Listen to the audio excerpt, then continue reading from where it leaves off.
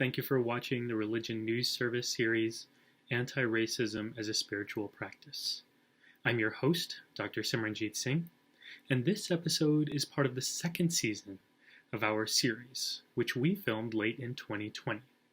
The first season, which was entitled Becoming Less Racist, can be viewed on religionnews.com. We thank Columbia University and Trinity University for their support in making the second season possible. I want to begin by introducing our guest for today, Rabbi Angela Buchdahl. Rabbi Angela Buchdahl serves as the senior rabbi of Central Synagogue in New York City. She's the first woman to lead the large Reform congregation in its 180-year history. She first joined Central Synagogue as a senior cantor in 2006, and in 2014, she was chosen to be the senior rabbi. Rabbi Buchdahl earned a BA in Religious Studies from Yale University in 1994. She was born in Korea to a Jewish American father and a Korean Buddhist mother, and she is the first Asian American to be ordained as a cantor or a rabbi in North America. She's a well-known and respected leader in the world of faith and justice community here in New York City, and I thought it would be such a treat to learn from her on issues of anti-Semitism, anti-Asian racism, and white supremacy. So I'm looking forward to hearing more about all of that. But first, let's move to you, Rabbi. How are you today? How are you holding up? I'm doing pretty well. I'm very happy to be in conversation with you, Simran, and we got to serve on the Auburn board together briefly, and I have always admired you, and I thought this would be an interesting conversation, and especially to have with students from Columbia, so I'm grateful to be here. Thank you. Thank you. And I want to begin by asking you about your childhood. You know, you have an interesting pairing of parents, Jewish American father, Buddhist mother. And so can you tell us a little bit about your childhood? What did that look like for you to grow up in an interfaith, interracial family? So my father ended up in South Korea because he did ROTC to pay for college. He fell in love with my mom, ended up living there for 10 years. And my sister and I were both born in Seoul. And, you know, when you're little, you really don't notice. I mean, your reality is just your reality. You don't think of anything as particularly unusual. I didn't see my family as being particularly different than my relatives. I was very young. When we moved to America, I was almost 5 years old. And my parents made a kind of a fateful decision, which was they enrolled me in McCarver Elementary School. And McCarver was the first magnet school for voluntary desegregation in the country. So they essentially stuck a gifted program in a school that was in a predominantly black neighborhood. The school was at that point 80% black when they started the school, which was a few years before I arrived. And when I arrived 5 years later, the school had just, was still relatively new in this formation.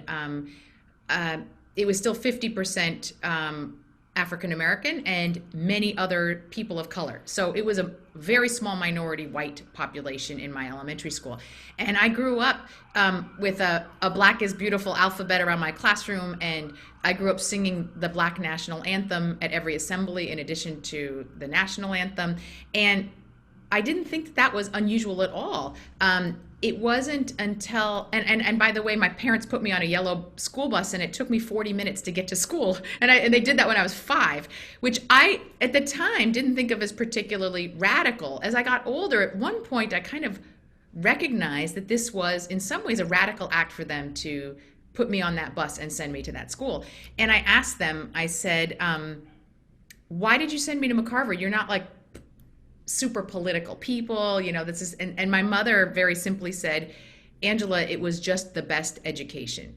And what she meant by that was not just that it had a great gifted program or whatever else. It was that she recognized that education was about learning to be a citizen for the larger world, in a sense. And it was, what I appreciated about that is there was not an ounce of sort of paternalism in that. It wasn't about like, we're going to go help save that neighborhood. It was like, this is good for you. This is good for our city. And I think that was like an incredibly important lesson for me. I think the other thing that it did, which was interesting, is that it meant that my mom, my family was interracial, my school was highly interracial, and the only fully white space I was regularly a part of was my synagogue, was the Jewish community, which was a very white space.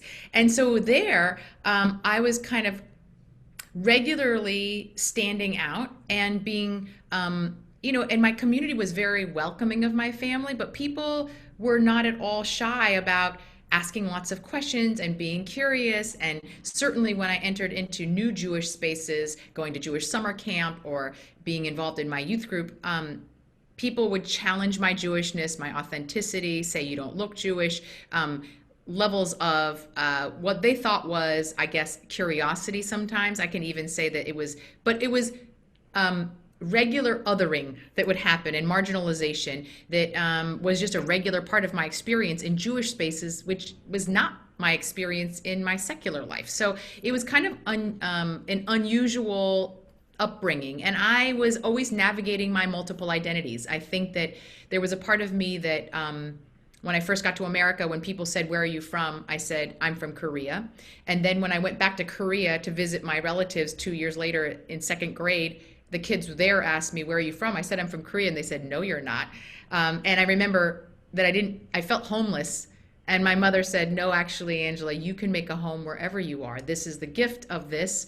And I think that navigating the Jewish and American and Korean piece, I often felt that those identities were in competition. And it took me a long time before I kind of recognized the way that they just spoke to each other. And one didn't have to actually usurp the other. But I'm not sure that other people always saw that.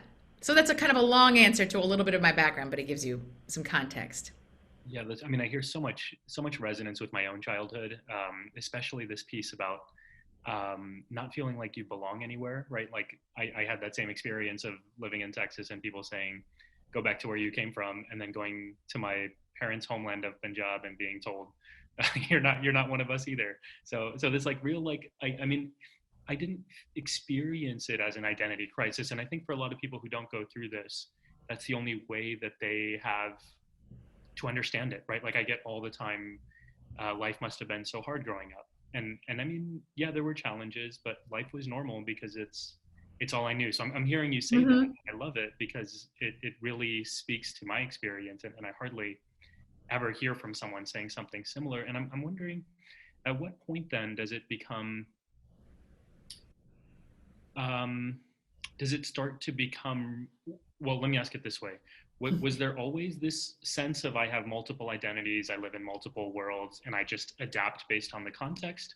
Or was there sort of a development within your own, an evolution with your own thinking where you realized, this is a conscious choice and I belong whether people want me or not? I had to, the Koreanness is something I could never escape.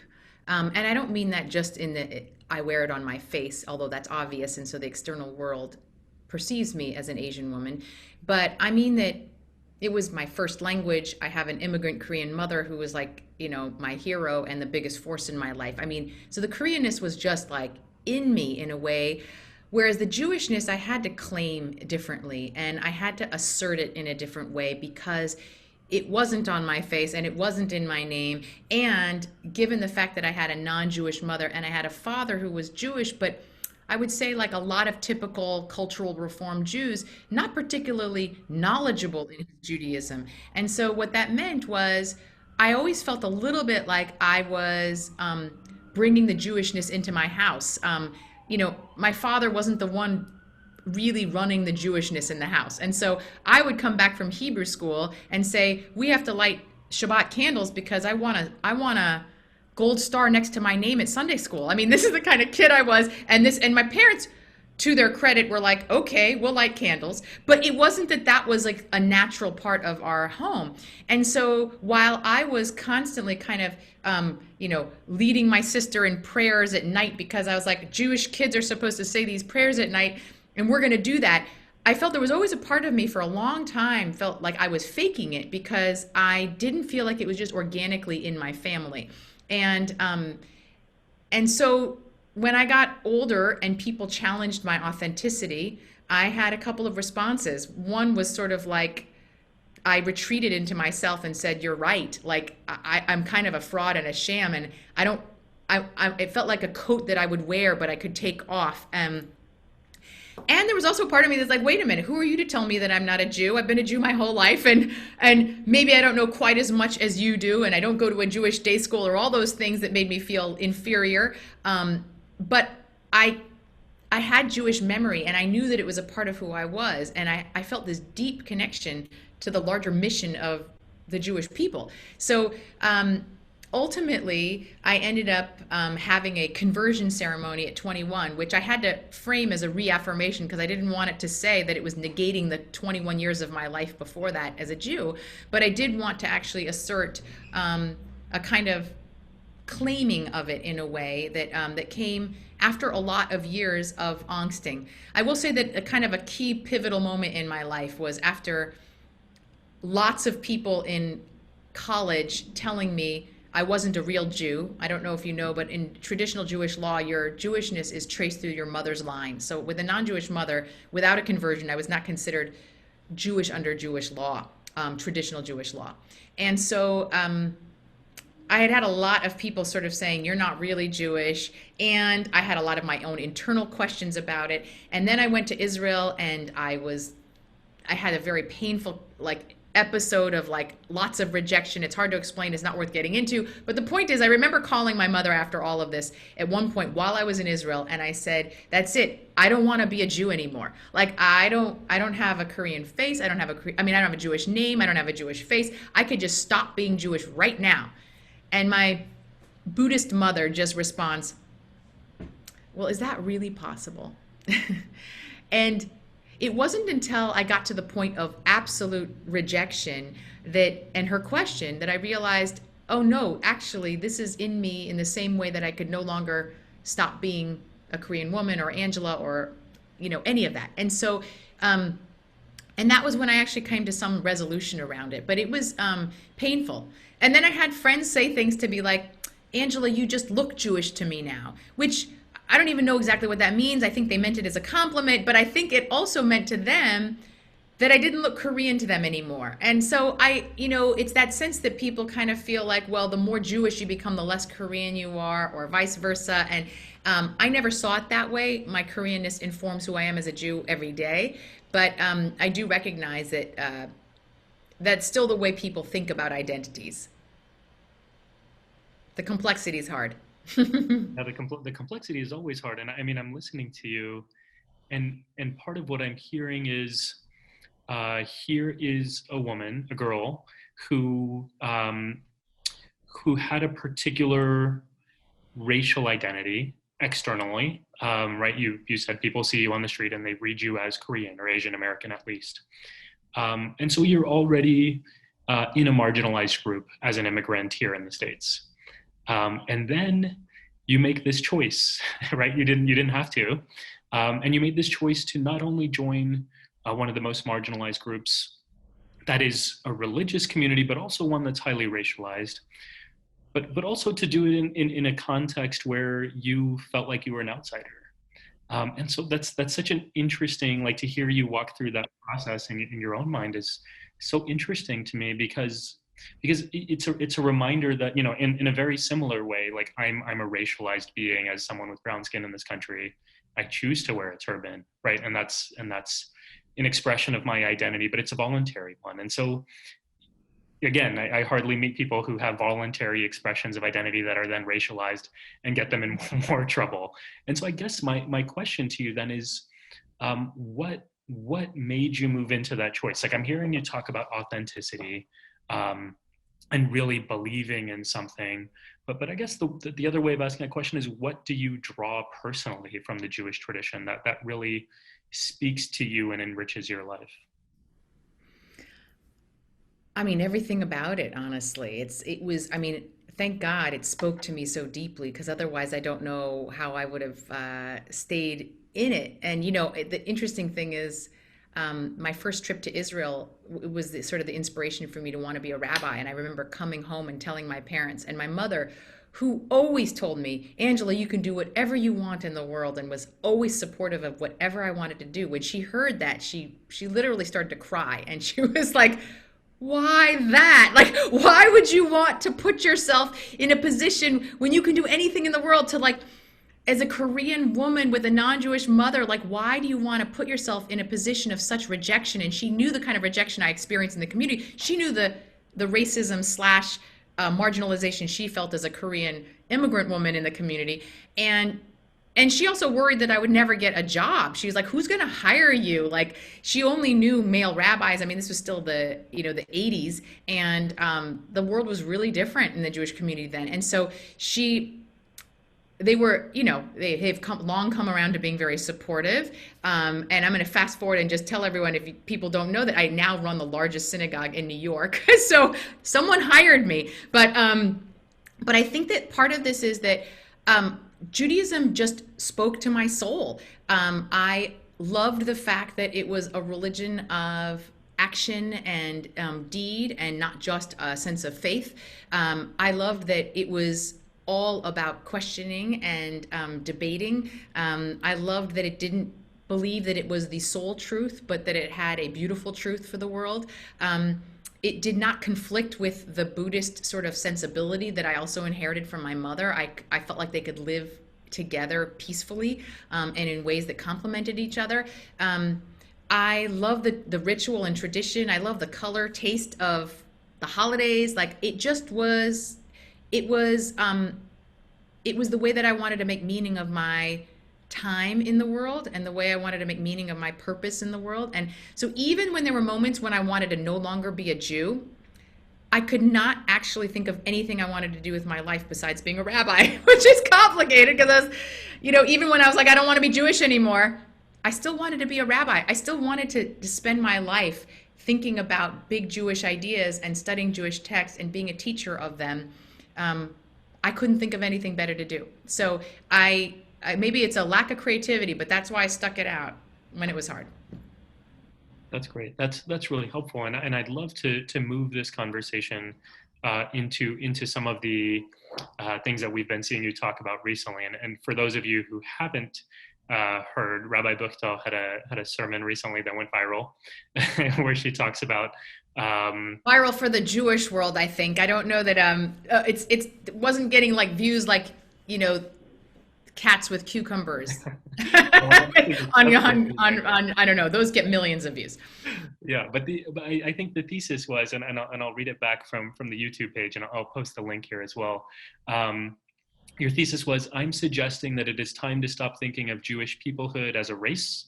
Instead, think of Jewish peoplehood as a family. I'd love to hear you expand on that and tell us what you mean by this idea and why it matters so much to you. Well, so I don't think this is new news to anybody in this group, especially if you are part of this anti-racism conversation. But race is not only a social construct, but it is, generally speaking, a construct that has been created by people who want to marginalize one of the races. And so to categorize people in this way, if you haven't read Isabel Wilkerson's book on caste, she explains it better than anyone I've ever seen. But the point is, I've known this about race for a really long time related to Judaism. The first time that we are described as something akin to a race is by Pharaoh in Egypt, in which he's like, they're multiplying like beyond our capacity.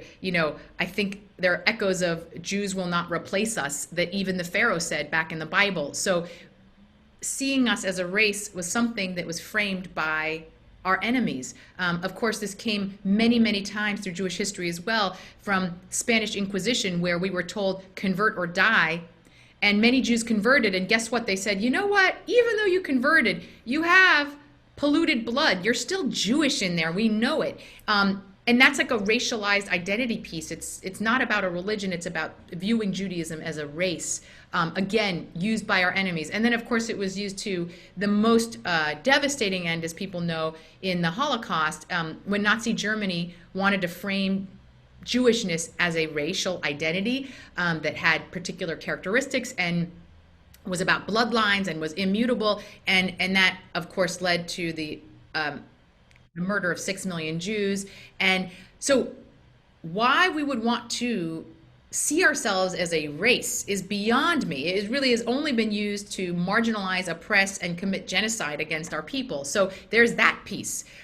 Secondly, it's an exclusive kind of identity. If it's a racial identity, if it's a genetic identity only, then anyone who wants to join us, it's like a club you can only be born into, and it's exclusive. And that's not actually what our tradition has ever been. I know that in response to my sermon, some of my congregants responded, but I took the 23andMe DNA test and I'm 99% Ashkenazi Jewish, so it's a real thing. And I said, you're absolutely right. You're 99% Ashkenazi Jewish, which is one form of many Jewish identities out there. Let's talk about Jews who come from Iraq or Iran in some of the oldest Jewish communities. They're not going to have the same bloodline, but they're authentically Jewish too.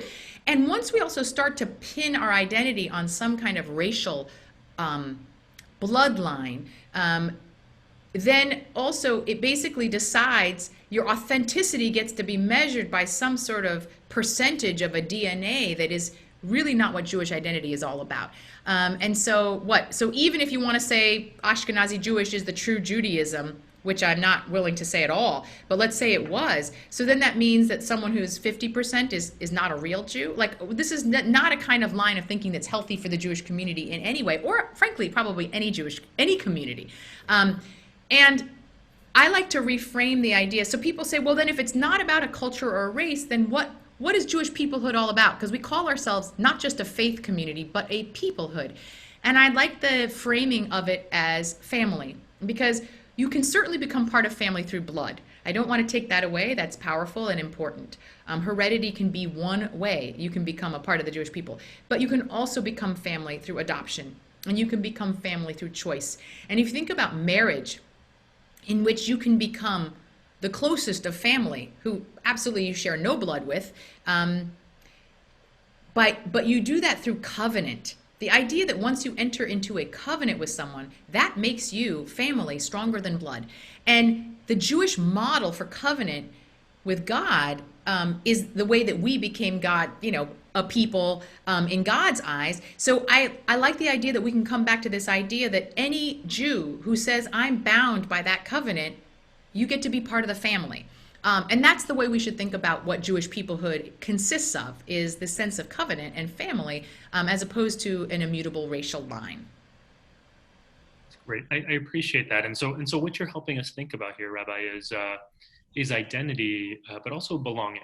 And we talk a lot in this country right now about diversity and inclusion. And just to be very clear, the distinction there, right? These are two separate things. Diversity is the collection of identities. It's just who we are. And then that's sort of what you've been talking us through. But now you're talking us through inclusion, which is the set of conditions that we create. There's nothing inherent. There's nothing natural. It's a choice that we make about what kind of environment or culture we want to set up. And so what you're helping us think about here is what would it look like to reimagine a culture of inclusion, one that's less defined on the basis of hierarchies, whether we mean to or not, but one that is very intentional about bringing in this sort of vision of connectedness on the basis of whatever we decide we're a part of. I remember listening to Angela Davis and Michelle Alexander at Riverside Church a few years ago, and Angela Davis was talking about Blackness as a familyhood. What you're saying is reminding me on the basis of a shared memory and a shared experience. Mm-hmm. And she was talking about how anti-Black racism and slavery in particular really create a connection among people of diverse backgrounds who would have never known one another, but they feel one another on the basis. And it just reminding me of what you're saying here, that it's a much more expansive, much more open form of, and one that's based on equal playing field, right? So I really appreciate that. Yeah. I want to ask you to take us a little further. I know you're digging into some uncomfortable personal experiences, and I really appreciate you doing that. Before I move on though, can I ask you, does that feel burdensome to you? Does it get exhausting to constantly be the Jew of color who's talking about being a Jew of color? It really kind of depends on the way the conversation is done. So I'll just say this one doesn't feel that way, in part because of the way you're asking the questions and the kind of the intention of this and the space that I'm in right now. I would say that for a lot of my life, it felt like a burden and it was exhausting. And I would alternate between being angry that I had to prove myself all the time, tired of it, insecure. Like there were just a lot of different things that I went through feeling. And I think when I became a rabbi, there was a certain kind of,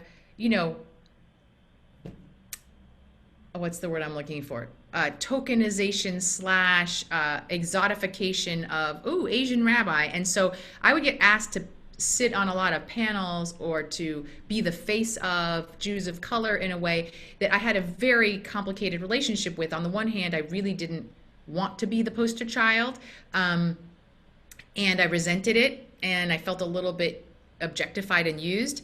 On the other hand, every time I was willing to put myself out there, I would hear from people who said, you've changed, my adopted child's relationship with Judaism, or I've never seen this before and you're changing my mind, or just my very presence was shifting and causing questions that I knew needed to happen. So I felt like it was my responsibility. I think now that I feel much more comfortable with where I am, and the fact is, it still can make me very emotional when I think about it.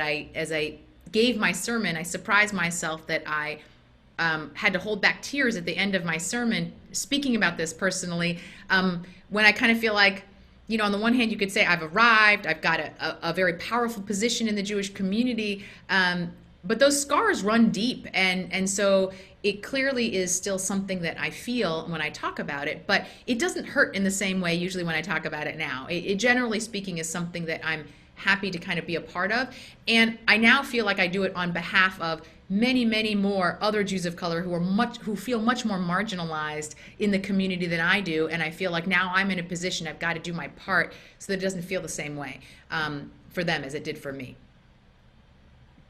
Yeah, I appreciate that. I remember in your sermon, actually, you mentioned, I think it was 12 to 15% of Jews in America are Jews of color. That's 1 million Jews of color. But what I did say in my sermon, if people haven't seen it, is that you don't see them in the traditional Jewish communities almost at all. And so a lot of my community are like, what are you talking about? There's no way that's the right number. It's just because when people have stepped into these communities, if they're willing to do it at all, they usually have experiences like mine were, and they don't come back. Right. Yeah. And I mean, when you're reimagining now the relationship there from one of race to one of familyhood, then all of a sudden those Jews of color, I think that's what one in every 7, I think is what you said in your sermon. Yeah. So 1 in every 7 Jews with a new relationship to the community now could have a sense of belonging as opposed to that sort of exclusion and marginalization that you felt growing up. So yeah, that's really powerful. I want to ask you one more question before I move into Q&A, but it's around what you do and how you do it. It's another personal question. It's one where I'm trying to tap into your wisdom and your experiences, especially in a moment where we're seeing a surge in anti-Asian racism, anti-Semitism, the hate violence. It's not just speech, it's violence. These things, you live these things, you experience these things. What guides you in dealing with these kinds of issues? Where do you find wisdom, and what advice do you have for all of us? So I'll say that, like, I come from almost a theological position, I guess. That sounds very highfalutin, but I come from a place where my general sense is that I think most people are good and want to do good in the world. That doesn't mean that I don't think that almost all of us harbor racist views. I'm going to put myself in that category too. I don't have a lot of things to work on, but I have faith in human beings, that when we learn things and when we hear stories and we are opened up and have the possibility to empathize in a way, I really do have faith that most human beings are going to be willing to change out of it. And so when I gave this sermon that I gave, I did it out of a place of love and out of a place of, I know you're going to do the right thing now, now that you've heard this. And what it means is, the difference between that is, I did not give a sermon in which I called everyone racists or practicing in white supremacy, even though in some ways, in different words, I did say that, and I could say that, but those words and those labels shut people down. It basically, I feel like it sort of often disrespects where people can come from, and it's not pastoral in any way. So I operate like a rabbi, and I really think that this is not about letting people off the hook, but it's about how do you actually move people forward. And I have seen that when people often decide and say, well, you're racist, or that's white privilege, or whatever is probably justifiable in terms of the language, I find that most people, maybe not on a college campus because it's a different environment, but most people certainly in the community I'm in, or in age demographics above 25, are going to say, don't say that to me, and they won't listen. So what I found powerful is that I have a woman who's a Trump supporter in my community who I was certain was not going to like my sermon, and she wrote me the most glowing email after my sermon, and I was shocked. And it's not that I didn't give her credit. And she's not a bad human being. I just, we have very, very different politics. We'll put it that way. And I think that what that proved to me is that, like, I didn't need to preach to the converted. Those guys were ready to be with me. I wanted to preach exactly to her.